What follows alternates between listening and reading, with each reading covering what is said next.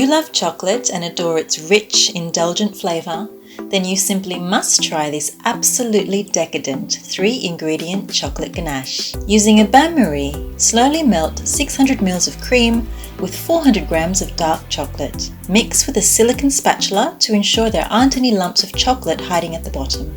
Remove the bowl from the heat and place it on a tea towel. Give the chocolate another mix until it's smooth, silky and shiny.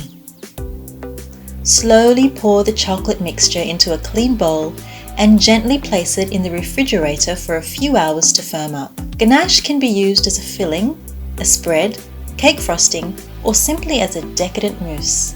Now, if you want to eat it as a mousse, sprinkle 1/8 cup of Dutch cocoa over the ganache mixture and dig in.